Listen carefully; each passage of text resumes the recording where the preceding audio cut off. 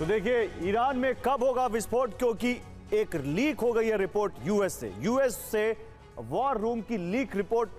Iran में क्या होने वाला है, बहुत बड़ा विस्फोट। नमस्कार, आपके साथ मैं हूं गौरव अग्रवाल, मेरे साथ है विपिन चौबे। हमेशा की तरह हम दोनों आपको दिखाएंगे ईरान और अमेरिका के बीच जो रसाकशी चल रही है ये कभी भी फिर से एक और बड़े युद्ध में तब्दील हो सकती है, क्योंकि ट्रंप ने एक बार फिर से जिस तरह की चेतावनियां दी हैं, जिस तरह के इरादे जाहिर किए हैं विपिन, ऐसा लगता है कि अब एक बार फिर से वो 39 दिनों की जंग जो हुई थी और फिर एक सीज फायर हुआ, उसके बाद एक बड़ी भीषण जंग हो सकती है। जी बिल्कुल, और संभावना यही नजर आ रही है। बार बार डोनाल्ड ट्रंप की तरफ से इंडिकेशन यही दिए जा रहे हैं और इसको लेकर इस बार ईरान तैयार बैठा है। ईरान भी ये बात कह रहा है कि दम है तो हमारी धरती पर आकर दिखाएं। और देखिए बड़ी खबरों से कर रहे हैं बुलेटिन की शुरुआत। ईरान पर विध्वंसक हमले का काउंटडाउन शुरू हो चुका है। कुछ घंटे बाद डोनाल्ड ट्रंप की अहम बैठक है, सिक्योरिटी चीफ के साथ उनकी मीटिंग होगी। राष्ट्रीय सुरक्षा टीम इसमें शामिल है और वॉर रूम की रिपोर्ट से यह अंदाजा लग रहा है कि अमेरिका दोबारा से अपनी ताकत को इकट्ठा कर रहा है और इसके बाद एक बड़ा हमला किया जा सकता है। तो सिक्योरिटी टीम के साथ ट्रंप की यह बैठक और बैठक की रिपोर्ट लीक होती नजर आ रही है। अब पश्चिम एशिया से इस वक्त की बहुत बड़ी खबर है। ईरान पर हमले का काउंटडाउन शुरू हो चुका है और इसके बहुत सारे अब प्रमाण रह रहकर सामने आ रहे हैं। अमेरिकी राष्ट्रपति डोनाल्ड ट्रंप ने ईरान को खुली चेतावनी देते हुए साफ कह दिया है कि अब ईरान के पास समय बहुत ज्यादा कम है। ट्रंप का यह बयान इस बात का सीधा संकेत है कि किसी भी वक्त एक और भीषण हमला इजराइल और अमेरिका मिलकर शुरू कर सकते हैं। हालात इस कदर बिगड़ चुके हैं कि अमेरिका के पास अब कोई दूसरा विकल्प नहीं बचा है, क्योंकि ईरान ने शांति के प्रस्ताव को ठुकरा दिया है और अमेरिका ने भी ईरान की शर्तों को सिरे से खारिज कर दिया है। दोनों देशों के बीच बातचीत के तमाम कूटनीतिक रास्ते पूरी तरह से बंद होते नजर आ रहे हैं और अमेरिका का मुख्य मिशन अभी अधूरा है, यानी ईरानी परमाणु प्लान को खत्म करना, जिसके लिए ईरान का संवर्धित यूरेनियम या तो हासिल करना होगा या फिर तबाह करना एकमात्र विकल्प है।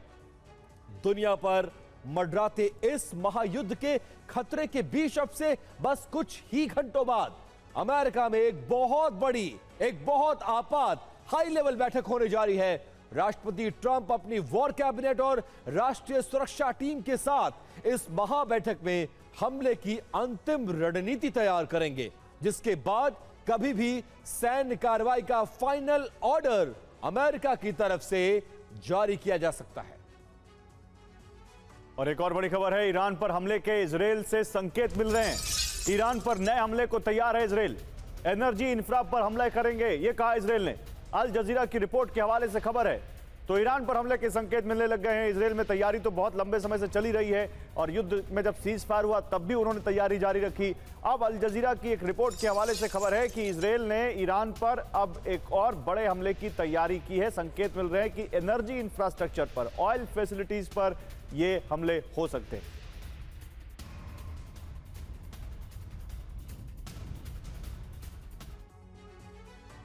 अब देखिए जो संकेत मिल रहे हैं उसके बाद जंग 2.0 का होना पूरी तरह से लगभग तय होता नजर आ रहा है और इसी के साथ दुनिया भर में महाविनाश का एक बार फिर से भय मंडराने लगा है। एक तरफ कल हमले पर अमेरिकी राष्ट्रपति डोनाल्ड ट्रंप की फाइनल मुहर लग सकती है, तो वहीं दूसरी तरफ इजराइल की तरफ से भी लगातार जंगी सिग्नल मिल रहे हैं। रक्षा विशेषज्ञों की माने तो इस बार की जंग पहले से कहीं ज्यादा विध्वंसक और भयानक होगी, क्योंकि इस बार सबसे बड़ा टारगेट दोनों देशों के बुनियादी और ऊर्जा ढांचे को बनाया जाएगा। खतरा सिर्फ दो देशों तक सीमित नहीं, आशंका जताई जा रही है कि ईरान के प्रॉक्सी गुट भी इस बार चौतरफा मिलकर हमला कर सकते हैं, जिससे युद्ध और भी ज्यादा भीषण और भी ज्यादा प्रचंड होने की संभावना है। अब देखिए आग बाब अल मंदेब जैसे बेहद संवेदनशील समुद्री रास्तों तक इस जंग की आंच पहुंच सकती है। अगर ऐसा हुआ तो यह नई जंग छिड़ेगी और अंतर्राष्ट्रीय बाजार में कच्चे तेल के दाम इतिहास के सारे रिकॉर्ड को तोड़ते हुए $200, जी हां $200 प्रति बैरल के पार चले जाएंगे। पूरे अरब जगत में अशांति फैलने की संभावना है और तेल का उत्पादन पूरी तरह से ठप होने के आसार नजर आ रहे हैं और कच्चे तेल की कीमतों में लगी आग पूरी दुनिया को हिलाकर रख देगी, जिससे वैश्विक मंदी का एक ऐसा खतरा पैदा हो सकता है जिससे उबर पाना किसी भी देश के लिए लगभग नामुमकिन साबित होगा। चलिए इसी बीच एक और बड़ी खबर है। आज नेतन्याहू ट्रंप की बात होगी। बड़ी खबर, नेतन्याहू और ट्रंप के बीच बात होगी। हम हर स्थिति के लिए तैयार हैं, ये कहा नेतन्याहू ने। ईरान पर हमारी आंखें खुली है, नेतन्याहू ने कहा। चीन दौरे पर भी बात होगी, ये नेतन्याहू ने कहा है।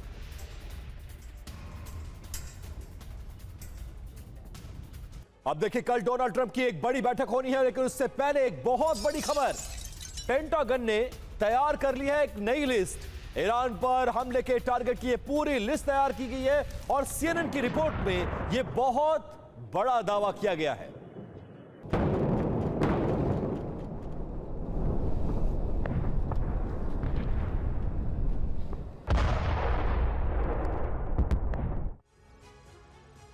तो ऑपरेशन ईरान तैयार, यूएस का प्लान। देखिए, खबर यह है कि पेंटागन ने टारगेट्स की लिस्ट बनाई है। नई स्ट्राइक में अहम ठिकाने टारगेट किए जाएंगे, वित्तीय सैन्य अड्डों पर स्ट्राइक की जाएगी और हॉर्मुज के पास के ठिकाने बड़े लक्ष्य होंगे। और देखिए, इस बार खास क्या होगा, परमाणु ठिकानों पर भी अमेरिका बम बरसा सकता है। इस बात को लेकर चर्चा भी चल रही है। और तो और ऊर्जा और रसद केंद्रों पर भी अमेरिकी बम कहर बरपाएंगे। सीएनएन के हवाले से यह बहुत बड़ी खबर है। अब देखिए, अमेरिका की जो सैन्य ताकत है वो दुनिया में सबसे बड़ी है।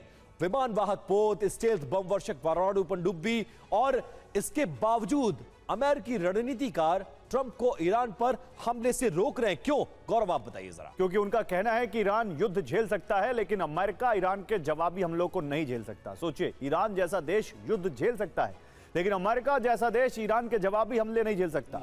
उधर ट्रंप के तेवर आक्रामक हैं और संकेत मिल रहे हैं कि उनका अगला कदम बेहद विध्वंसक होगा। विश्लेषकों के डर की दो बड़ी वजह है। पहला, राजनीतिक।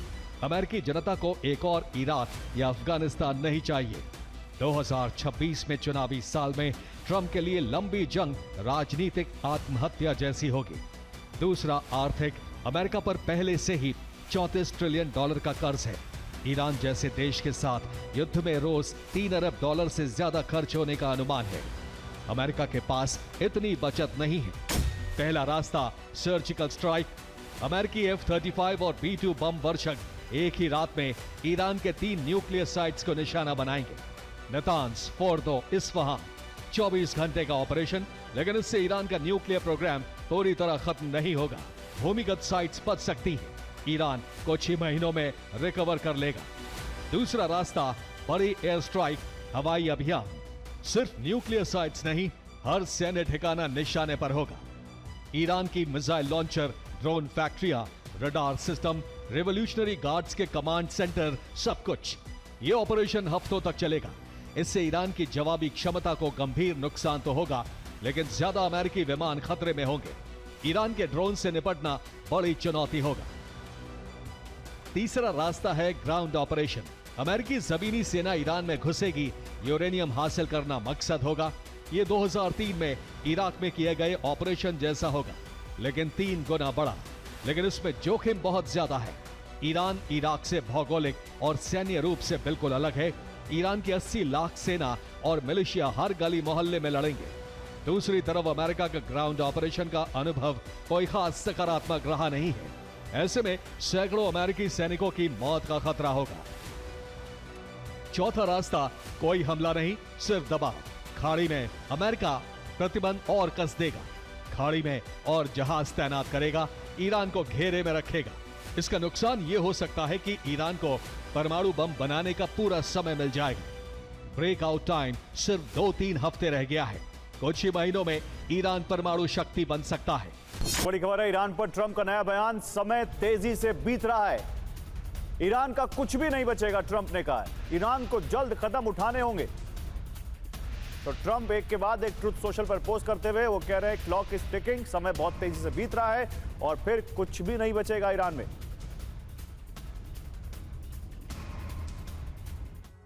और देखिए, खबर यह है कि पश्चिम एशिया इस वक्त पूरी तरह से जंग की डगर पर खड़ा है, जहां ट्रंप का फियर फैक्टर यानी अमेरिकी राष्ट्रपति के लिए 4 बड़े डर सबसे बड़ी मुसीबत बनते हुए नजर आ रहे हैं। वो आपको तफसील से बताते हैं। पहला क्या है इसमें पहला सबसे बड़ा डर यह है कि इस बार अमेरिका और इजराइल के मुकाबले ईरान की सैन्य तैयारियां कहीं ज्यादा मजबूत हैं।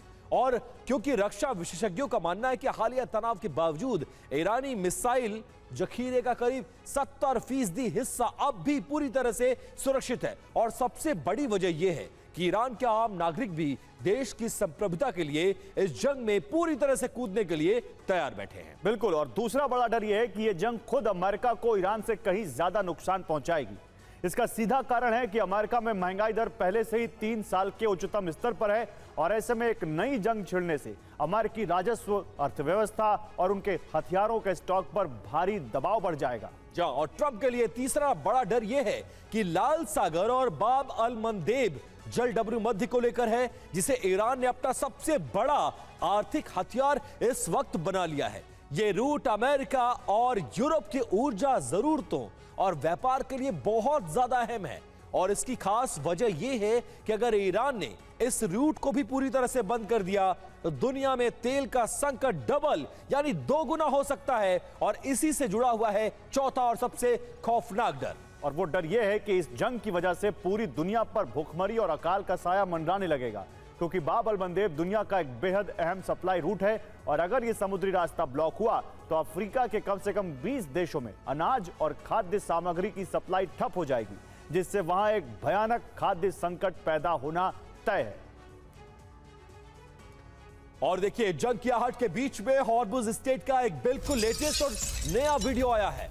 ईरान की सरकारी मीडिया ने इस वीडियो को जारी किया है। हॉर्मुज पर नियंत्रण के लिए वार्ता जारी है। ओमान के साथ हॉर्मुज पर हम नियंत्रण कर रहे हैं। पिछले हफ्ते मस्कट में वार्ता की गई थी और उसका ये ताजा लेटेस्ट वीडियो क्या हालात हैं, हॉर्मुज में इस वक्त क्या चल रहा है, उसको बताता ये ईरानी सरकार का वीडियो। और हॉर्मुज के लिए ईरान ने एक बड़ा फैसला किया है। हॉर्मुज के प्रबंधन के लिए नई कमेटी बनाई है ईरान ने। फिलहाल हॉर्मुज को पूरी तरह बंद किया है। जल्द पूरी डिटेल साझा की जाएगी, आईआरजीसी ने कहा है।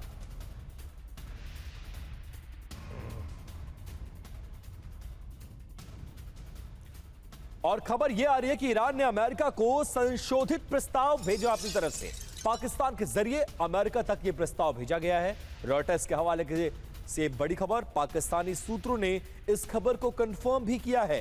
तो एक और प्रस्ताव, क्योंकि अमेरिका की तरफ से जो प्रस्ताव आया था ईरान ने उसको मानने से इनकार कर दिया। उसमें कुछ संशोधन के साथ एक नया प्रस्ताव अमेरिका के पास पहुंचाया गया है और इसमें एक बार फिर से पाकिस्तान मध्यस्थता करता नजर आ रहा है। और हिजबुल्लाह का घात लगाकर हमला, इजरायली सैनिकों पर फायरिंग की, कई सैनिकों को मारने का दावा।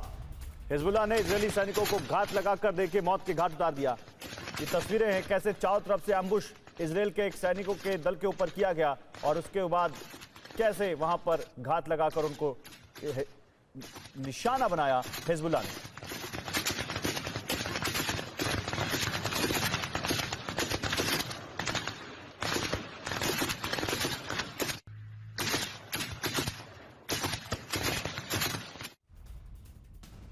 और ईरान का पीपल्स आर्मी प्लान एक्टिव कर दिया गया है। मस्जिदों में दी जा रही है हथियारों की ट्रेनिंग। अब तक 3 करोड़ लोगों का रजिस्ट्रेशन किया जा चुका है। युवाओं को सेल्फ डिफेंस की ट्रेनिंग दी जा रही है। इस दौरान लगभग 1.5 महीने से ज्यादा का वक्त जो बीता है, इसमें ईरान ने खुद को दोबारा से तैयार कर लिया। और इस जंग की खास बात यह है कि आम नागरिक, जिसका जिक्र थोड़ी देर पहले हम लोग कर रहे थे, इस बार की जंग में आम नागरिक हथियार संभाल चुका है, सिर्फ जंग शुरू होने का इंतजार कर रहा है। और ईरान की महिला ब्रिगेड की वार्निंग, सीज फायर तोड़ा तो भीषण अंजाम होगा। ईरान की महिला ब्रिगेड ने वार्निंग दी है यहां पर अमेरिका को। महिलाओं के हाथ में दिखी है AK-47 हथियार। ट्रेनिंग में बच्चे तक शामिल है ईरान में।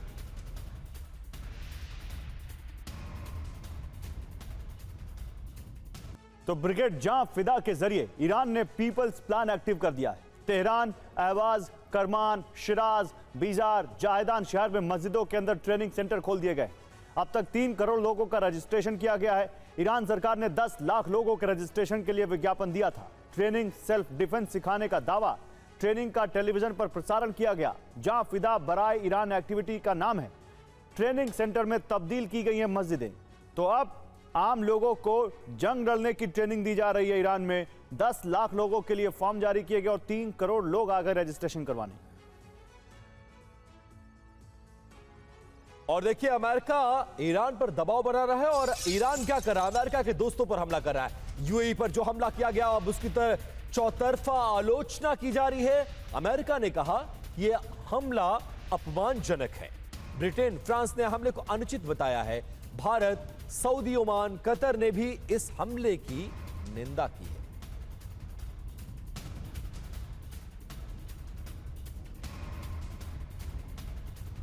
तो अब आप समझ सकते हैं, यूएई पर हालिया हमले की चौतरफा आलोचना की जा रही है। फ्रांस हो, ब्रिटेन हो, अमेरिका हो, इस हमले को अपमानजनक और अनुचित करार दिया जा रहा है। अगर जंग इजराइल से, अमेरिका से है, तो फिर यूएई पर हमला करने का कोई मोटिव नजर नहीं आता है। और अब एक ऐसी खबर जिसने अरब में एटमी जंग का डर बढ़ा दिया है।